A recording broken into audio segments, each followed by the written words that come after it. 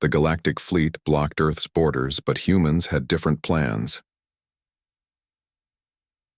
Part 1. The massive alien ships appeared in Earth's sky without warning. One moment, the orbital monitoring stations showed nothing unusual, and the next, 12 enormous vessels materialized just beyond the moon's orbit. They were smooth and silver, shaped like arrowheads, and each one was larger than the biggest city on Earth. On the International Space Station, Commander Gregory Phillips floated to the observation window, his coffee mug forgotten in midair. He rubbed his eyes, not believing what he saw. The alien vessels hung in perfect formation, silent and threatening.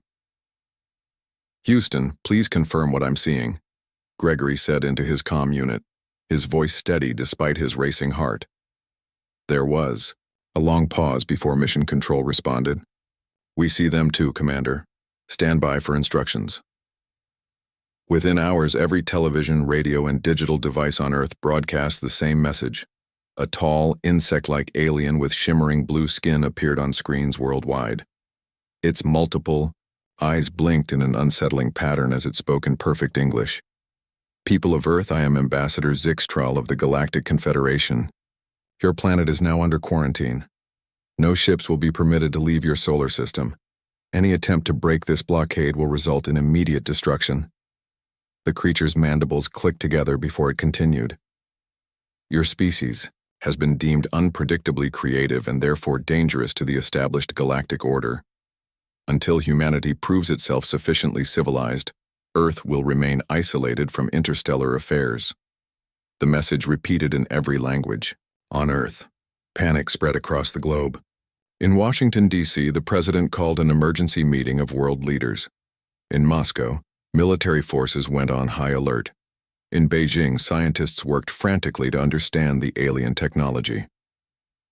At NASA's Deep Space Communications Center, in New Mexico, Dr. Olivia Martinez watched the alien ships through the most powerful telescope on Earth. She had been studying possible methods of communicating with extraterrestrial life for 15 years. Now aliens had arrived and they wanted nothing to do with humans. "They're maintaining exact distances from each other," Olivia said to her colleague, Captain Frank Donovan. "It's almost like they're creating a net around Earth." Frank, a former Air Force pilot who now worked as NASA's head of security, studied the images on Olivia's screen. "A net we can't break through?" "Maybe," Olivia said. She pushed her curly black hair away from her face, her brown eyes narrowed, in concentration. "But every net has holes." Over the next few days, the world's governments attempted to negotiate with the Confederation. The aliens refused to budge. Their terms were simple. Earth could continue its internal affairs, but no human vessel would be permitted to travel beyond Mars. Limited trade would be allowed, but only through Confederation ships and at prices they set. 1 week after the blockade began, Olivia made a discovery. She had been analyzing the electromagnetic signals coming from the alien vessels when she noticed something unusual. "They're blind to certain frequencies," she told Frank late one night in her lab. They were alone, the rest of the staff having gone home hours ago. "Look at this pattern." Frank leaned over her shoulder, studying the complex graph on her screen. "What am I looking at?" "The aliens are monitoring space using technology that's far beyond ours, but they have gaps in their sensing abilities." Olivia pointed to several areas on the chart. "They can't detect these specific wavelengths. It's like they have blind spots." "Could we use that to communicate past the blockade?" Frank asked. Olivia shook her head. "No, but we might be able to move through those blind spots.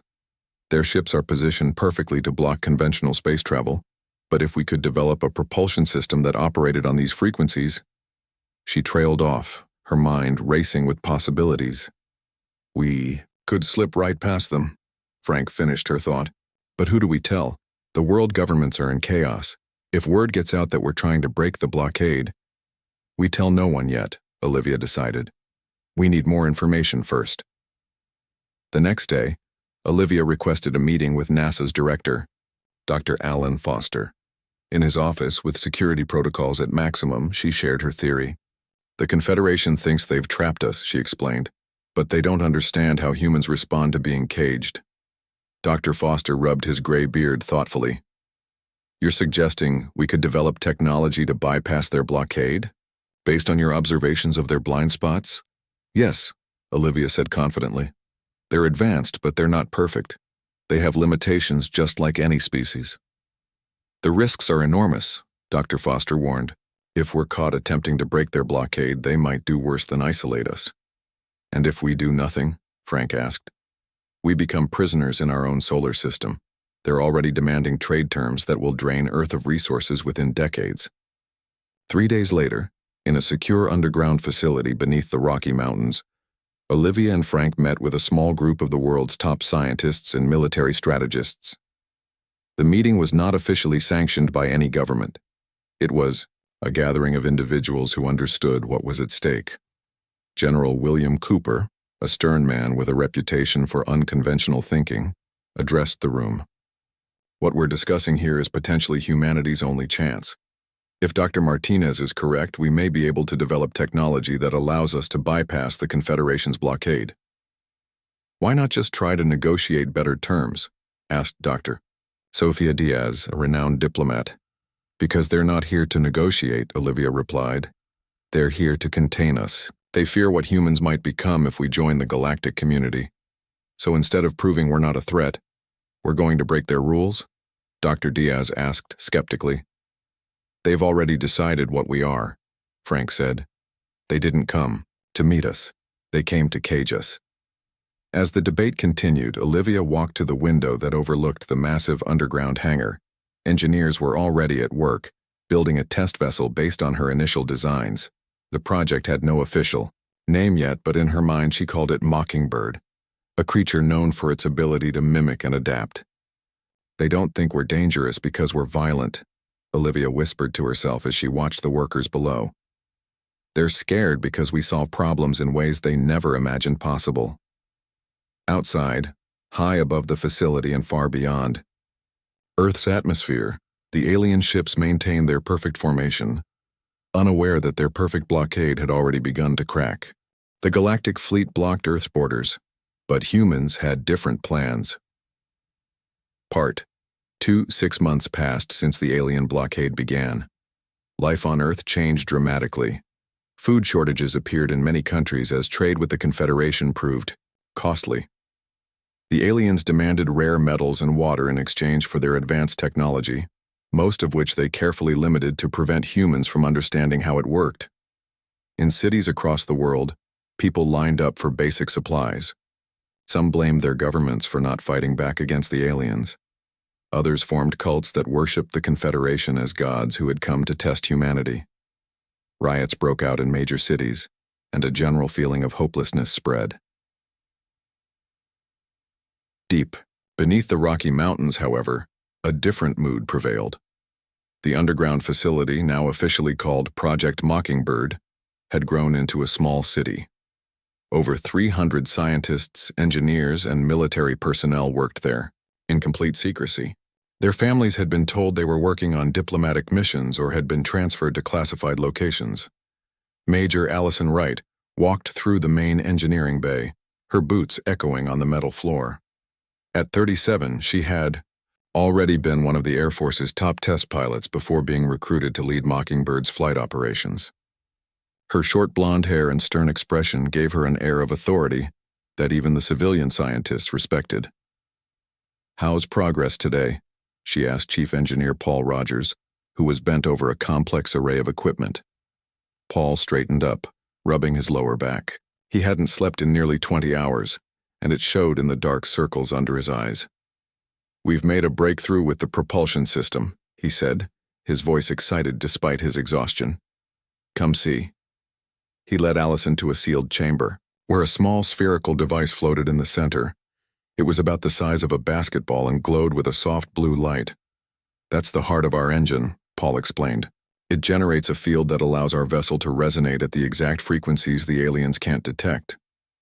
"Will it work on something bigger than a basketball?" Allison asked practically. Paul nodded. "We believe so. The math checks out. We can scale it up to power a ship large enough for a crew of 5. 5 people to represent all of humanity," Allison said quietly. "No pressure there." In another section of the facility, Dr. Olivia Martinez worked with international teams to analyze every bit of information they could gather about the Confederation. They studied the alien ship's movements, communications, and energy signatures.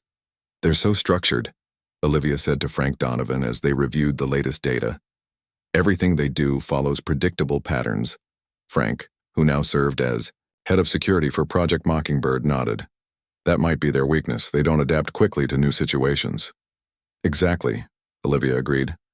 "They think in straight lines while humans—" She made a zigzag motion with her hand. "We're unpredictable," Frank finished her thought. "No wonder they find us dangerous." That evening, the project leaders gathered for their weekly meeting.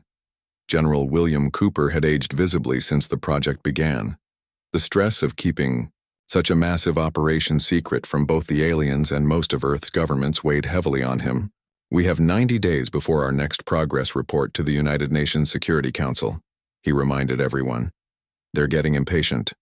Some nations are considering surrendering completely to the Confederation's demands." "We're close," Olivia assured him. "The propulsion system is working in tests. We've mapped enough of the aliens' sensor blind spots to plot a course that should get us past the blockade." "And once we're past it?" Dr. Sofia Diaz asked. She had joined the project after realizing diplomacy alone wouldn't solve their problem. "Where do we go? What's the actual plan?" "Proxima Centauri," Allison said firmly. "It's our nearest stellar neighbor, and our long-range scans have detected unusual activity there. If there are other alien species besides the Confederation, that's where we'll find them." "And if they're just as hostile?" someone asked. "Then we keep searching," Frank said. "The galaxy is vast. The Confederation can't be the only power out there." Late that night, Olivia couldn't sleep. She made her way to the observation deck, a small room at the top of the facility with a reinforced glass ceiling that offered a view of the stars. The facility was built into the mountain in such a way that this single window was hidden from aerial view. She found Paul already there, staring upward. "Thinking about what's out there?" she asked, sitting beside him. "Thinking about them," he replied, pointing to a faint light moving across the sky, one of the Confederation ships. "Do you ever wonder why they really quarantined us? Is creativity actually so threatening to them?" Olivia considered this. "I think they fear what they don't understand. From what we've observed, their society is based on rigid hierarchy and rules. Humans question everything, break rules, find shortcuts." "We're messy," Paul said with a small smile. "Yes, and in that mess we find solutions they'd never consider." Olivia leaned back, looking at the stars between the alien ships. "They think they're protecting the galaxy from us, but maybe the galaxy needs a little chaos." The next morning, Allison led a meeting with the small group who would potentially form the crew of the first ship to attempt breaking the blockade. Besides herself as pilot, they needed Olivia as science officer, a communications expert, an engineer, and someone who could serve as a diplomat if they encountered other species. "This mission will be one way," Allison told them bluntly. "Even if we succeed in breaking through the blockade, we won't be able to return without revealing the technology to the Confederation. We'd be bringing their wrath down on Earth." "So we're looking for allies out there," said Lieutenant Eric Summers, a linguist who had been selected for his remarkable ability to decode patterns and learn new languages. "Finding someone who can help us stand up to the Confederation." "Exactly," Allison confirmed. "We need to find others who have reasons to oppose the Confederation's control." As the meeting concluded, an alarm blared throughout the facility. Frank's voice came over the intercom system. "Security alert. All personnel to secure stations. This is not a drill." The group rushed to the command center, where Frank was monitoring security feeds. "We've been compromised," he said grimly. "A Confederation scout ship has been detected launching from one of their vessels. It's heading toward our location." "How could they know?" Allison demanded. "They might not know exactly what we're doing," Olivia said, thinking quickly. "But they could have detected unusual energy signatures from our tests." General Cooper made an immediate decision. "Accelerate the timeline. How soon can we have a working prototype ready for launch?" Paul hesitated. 2 weeks at the absolute minimum, and even then, You have 1 week, Cooper interrupted. Whatever resources you need, you'll get them. If the Confederation discovers what we're building here, they'll do worse than blockade us. As the others rushed to begin preparations, Olivia lingered behind with Frank. 1 week to build what we estimated would take months, she said quietly. Frank met her eyes. Do you think it's possible? Olivia thought of all the late nights, the failed tests, the breakthroughs and the setbacks they'd experienced. We're humans, she finally said. Impossible deadlines are when we do our best work. Outside, high above them, the alien scout ship descended through Earth's atmosphere, its sensors scanning for the source of the unusual energy readings that had caught the Confederation's attention. The galactic fleet blocked Earth's borders, but humans had different plans. Part 3. The Confederation scout ship hovered 3 miles above the Rocky Mountains. Its sensors swept the area, searching for the unusual energy signature it had detected. From orbit, inside the underground facility, all power to the prototype engine had been cut. Everyone held their breath, waiting. They're directly above us, Frank whispered, watching the tracking screen. The facility's sensors were passive only, designed to detect without emitting any signals that might give away their position. General Cooper stood with his hands clasped behind his back, face grim. How long until they move on? No way to know, Frank replied. Their search pattern is methodical. They could be here for hours. In the main engineering bay, Paul and his team covered the prototype with special shielding material. The small ship they were building, barely large enough for 5 people, looked unimpressive under the harsh lights. Its hull was made of a composite material designed to absorb rather than reflect the Confederation's scanning beams. If they find us now, it's all over, Paul muttered as he adjusted the shielding. Dr. Lisa Collins, the communications specialist chosen for the mission, helped him secure the material. Her 13-year-old daughter Samantha sat quietly in the corner of the room, drawing in a notebook. Samantha had been brought to the facility when Lisa was recruited 6 months ago. There had been nowhere else safe to send her. Mom, Samantha said suddenly, looking up from her drawing. Why are we hiding? They already know we're on Earth. Lisa smiled patiently. We're hiding this specific project, honey. The aliens don't want us to leave our solar system. Samantha tilted her head. But why are we trying to go through their blockade? Why not go around it? The adults in the room exchanged glances. There is no around it, Samantha, Paul explained. They've positioned their ships to block all possible exit vectors from our solar system. No, Samantha said, with the simple certainty of a child. I mean, why go through space the way they expect us to? They're blocking roads, so why not make a tunnel? Lisa was about to gently explain that space. Didn't work that way when Olivia, who had been passing by, stopped suddenly. Wait, Olivia said, her eyes widening. Samantha might be onto something.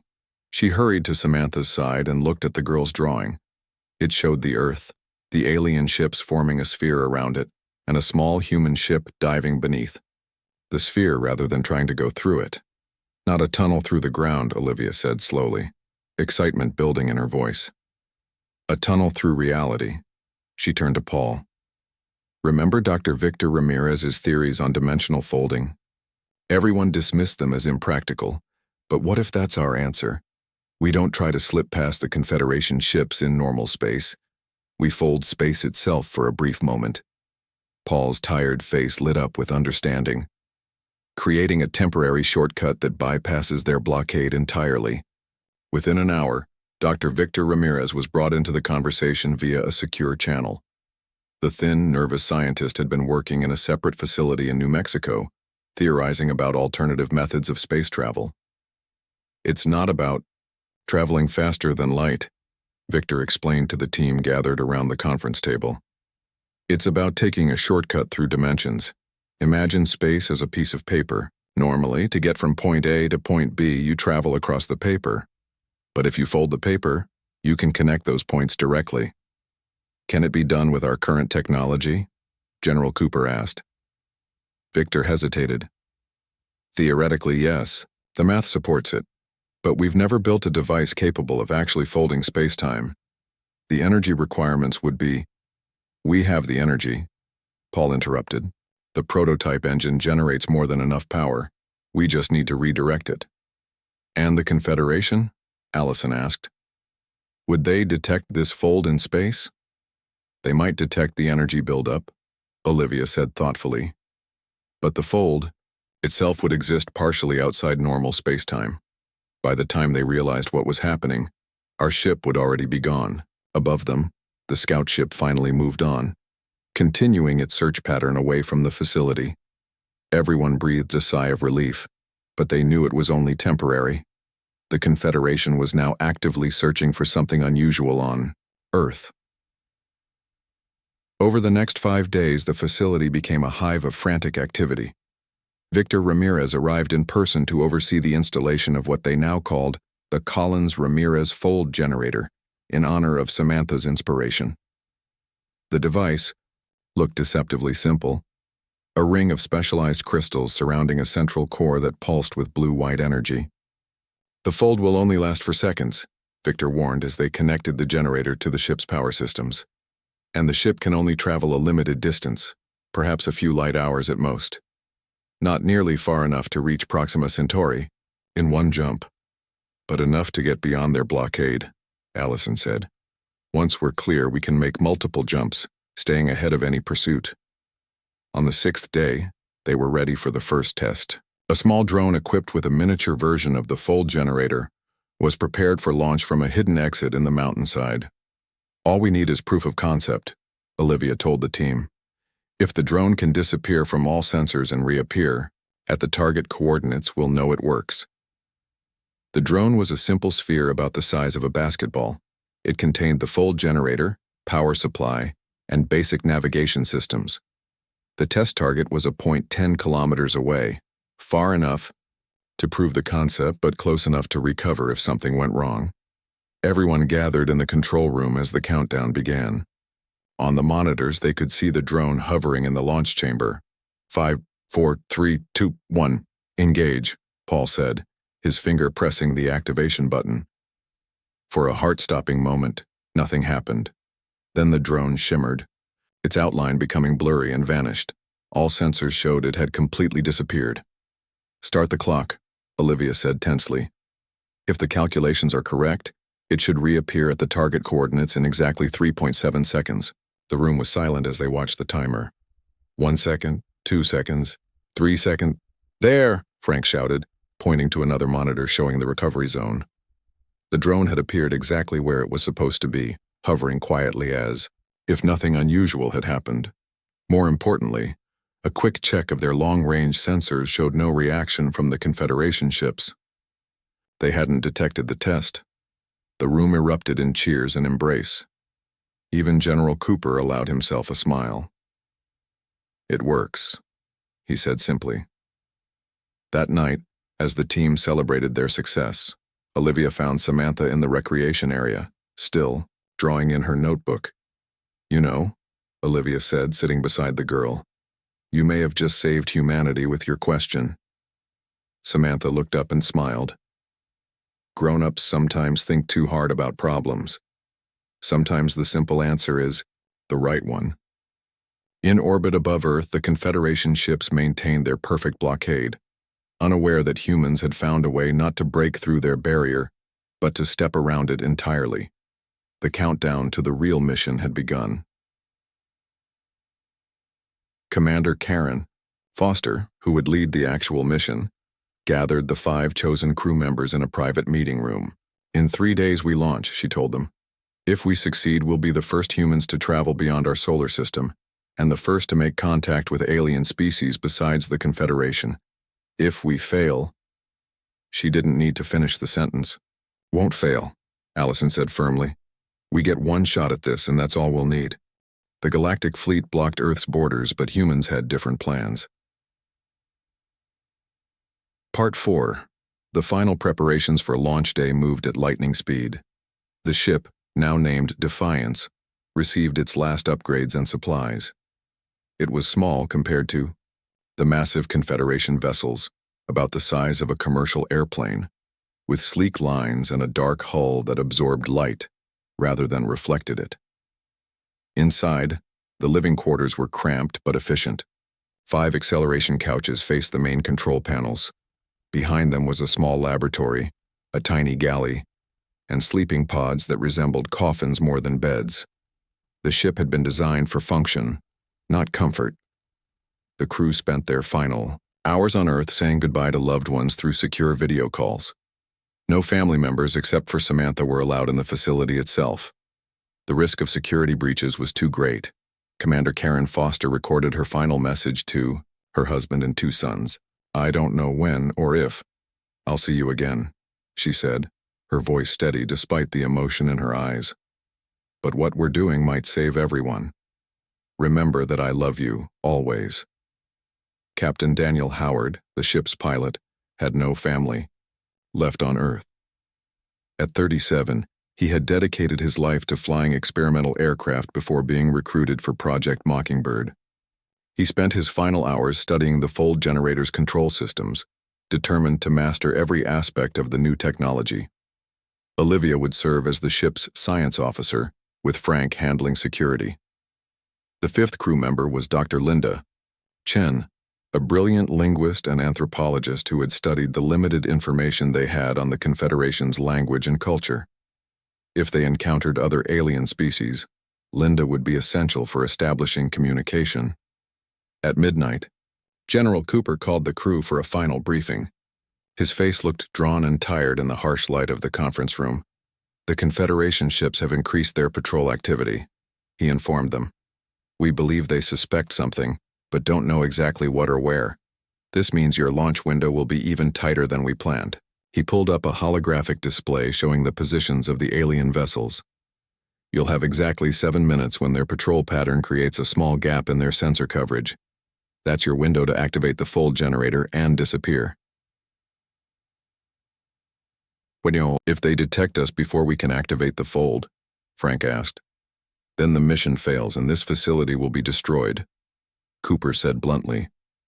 "We cannot allow the Confederation to capture this technology, or to learn how close we came to breaking their blockade. If that happens, they might decide humanity is too dangerous to merely contain."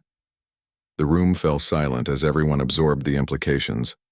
They weren't just risking their own lives, but potentially the safety of the entire planet. "Once you're beyond the blockade," Cooper continued, "your mission has 3 objectives. First, reach Proxima Centauri and determine if there are indeed other intelligent species there. Second, establish contact and assess if they could be potential allies against the Confederation. Third, if possible, send back information that might help Earth develop better defenses."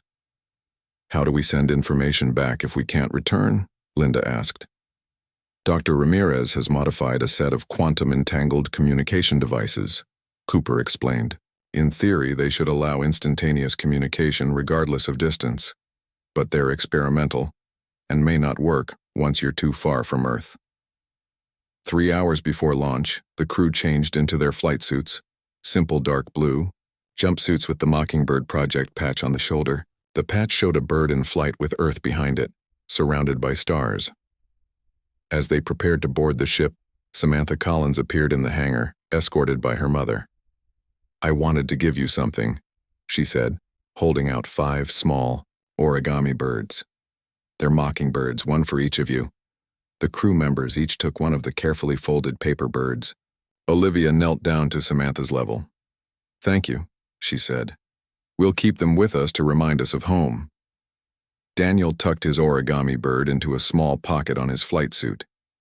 "It'll be our good luck charm," he said with a smile. At T-1 hour, the crew boarded the Defiance. The engineering team made final checks on all systems, particularly the fold generator. Dr. Ramirez personally inspected the crystalline ring at the heart of the device. "Remember," he told Olivia, "the fold will only last for seconds. The sensation may be unsettling." "Unsettling how?" Frank asked from his station.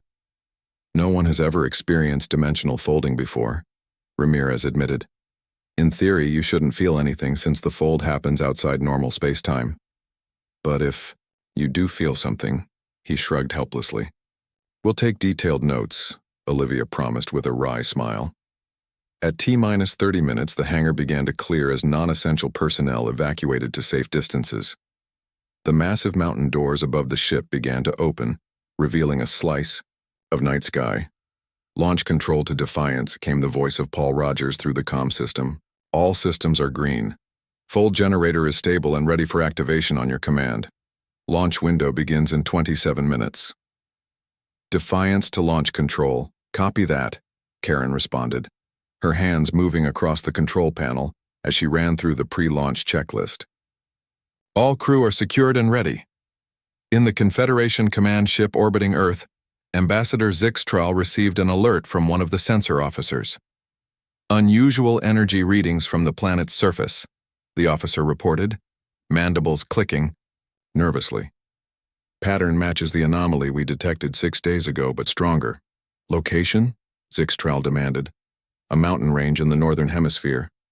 Energy signature is building rapidly. The ambassador's multiple eyes blinked in sequence, a sign of agitation. Direct 3 patrol vessels to investigate immediately. Whatever the humans are attempting, they must be stopped.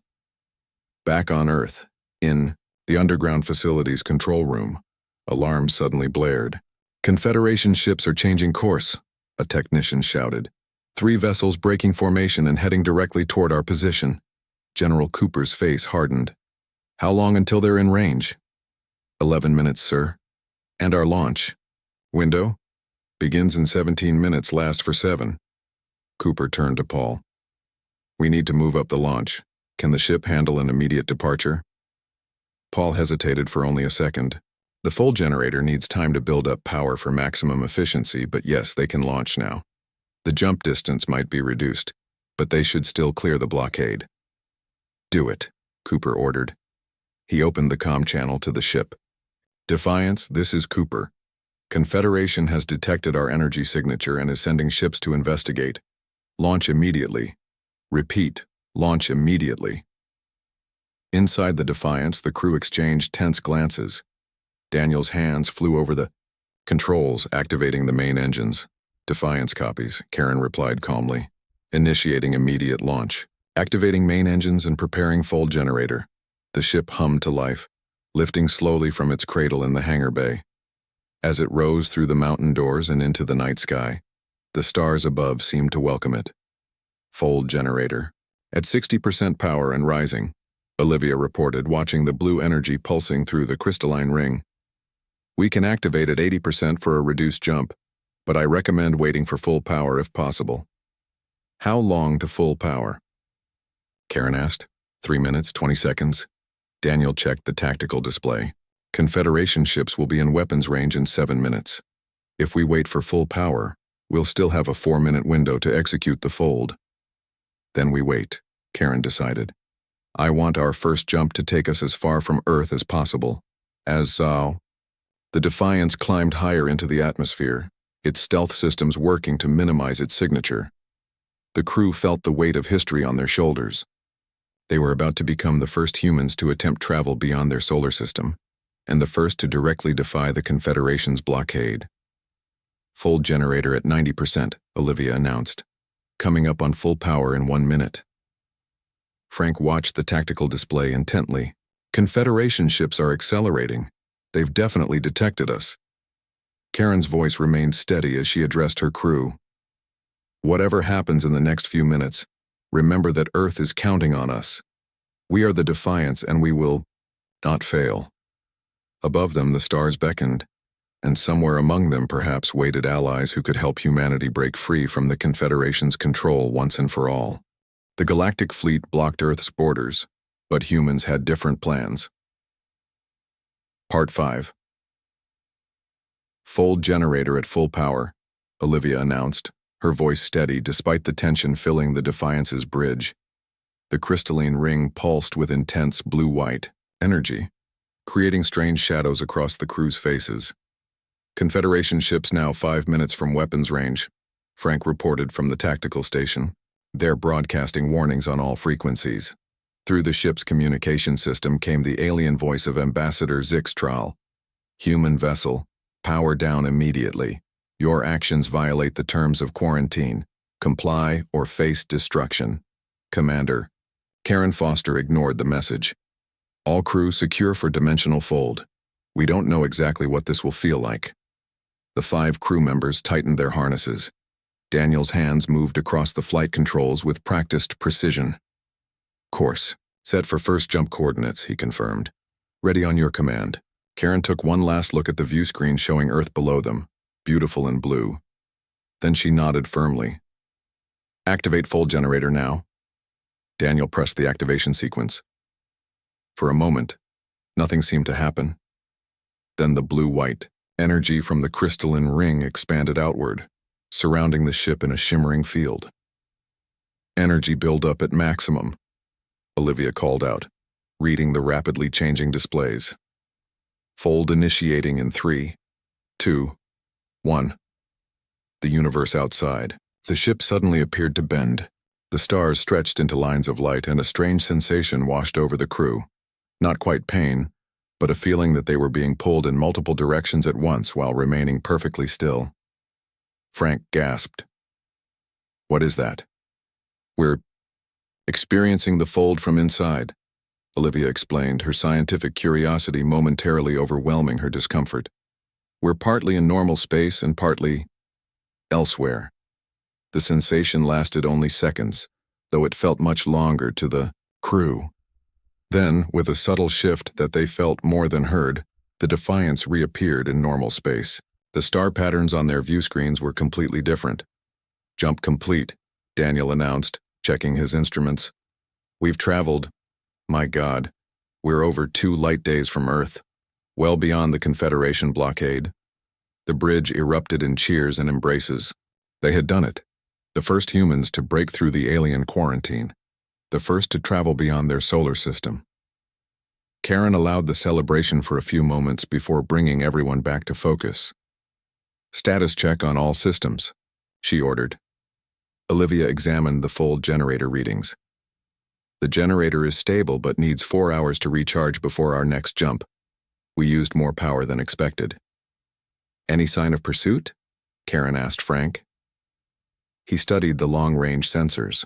Nothing yet, but the Confederation ship saw us disappear. They'll figure out what happened eventually and try to track us. Then we need to make our next jumps count, Karen decided. Plot a course for Proxima Centauri with multiple jumps. We'll zigzag our path to make it harder for them to predict where we're heading. For the next 3 weeks, the Defiance made a series of jumps through space, each one taking them closer to their destination. Between jumps, the crew analyzed data, maintained their systems, and prepared for potential first contact with unknown alien species. During quiet moments, they each took out the small origami mockingbirds that Samantha had given them. The paper birds had become their connection to home, a reminder of why their mission mattered. One evening, as Earth time would measure it, Linda showed the others what she had discovered in the Confederation communications they had recorded before. Their escape. They refer to other species besides themselves, she explained, displaying translation notes on a screen. This term here appears to reference a group called the Arcanians, and the context suggests they're not allies of the Confederation. Could they be potential friends to humanity? Karen asked. Linda nodded cautiously. The Confederation seems concerned about them. There are references to Arcanian outposts near Proxima Centauri, exactly where we're heading. On the 23rd day of their journey, the Defiance made its final jump into the Proxima Centauri system. As they emerged from the fold, their sensors immediately detected artificial structures orbiting the system's largest planet. Multiple vessels detected, Frank reported. Designs are different from Confederation ships. Some kind of space station or outpost is in orbit around the 4th planet. Are they detecting us? Karen asked. Yes, they've changed course. 3 ships are heading our way. The bridge crew tensed, readying themselves for possible conflict. The fold generator was depleted from their final jump and would take hours to recharge. They couldn't escape if these aliens proved hostile. Incoming transmission, Linda announced. It's in multiple languages, including several Earth languages. They're trying to communicate with us. Karen straightened her uniform. Put it on screen. The view screen activated, showing an alien face. It was humanoid, but clearly not human, with pale blue skin, large eyes with multiple pupils, and a crest of what looked like feathers or scales along its head. Unknown vessel, the alien said in accented but clear English. You have entered Arcanian protected space. Identify yourselves. Karen stepped forward.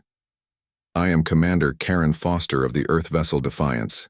We have come seeking allies against the Galactic Confederation, who have blockaded our world. Alien's expression changed in a way they couldn't quite interpret. Humans? From Earth? You broke through the Confederation blockade? Yes, Karen confirmed. We developed technology that allowed us to bypass their ships. The alien was silent for a moment. Then it made a sound that might have been laughter. Remarkable. The Confederation has blockaded many worlds, but none have ever broken through before. How did you manage it? Olivia stepped forward. We discovered a way to fold space-time briefly, creating a shortcut that bypassed their blockade entirely. Dimensional folding? The alien seemed shocked. Your species developed dimensional folding technology while under blockade. How long has your world been quarantined? Less than 1 Earth year, Frank replied. The alien made that strange, laughing sound again. The Confederation fears creative species for good reason, it seems. My name is Teller. I am the commander of this Arcanian outpost. We have been fighting the Confederation's expansion for centuries. Hope surged through the Defiance's crew. They had found potential allies on their very first contact. We invite you to dock at our station, Teller continued. There are representatives from 7 other independent worlds here currently. They will all be very interested to meet the species that broke through a Confederation blockade in less than a year. As the Defiance approached the Arcanian station, escorted by their ships, Admiral Susan Parker, who had replaced Karen as mission commander after her promotion, gathered the crew for a brief meeting. We've achieved our primary objectives, she told them. We've escaped Earth, made contact with other species, and found potential allies against the Confederation. Now comes the hard part, convincing them to help us. As they docked with the station, the crew of the Defiance carried with them not just the hopes of Earth, but something the Confederation feared more than any weapon: human creativity and determination. The blockade of Earth had been meant to contain humanity, but instead it had only spurred humans to reach further into the stars than they might have for decades. Olivia held her origami mockingbird as she prepared to meet the aliens. They tried to cage us, she said quietly. They never realized that humans have always been best at finding ways out of cages. The future of Earth, and humanity's place among the stars, was about to begin.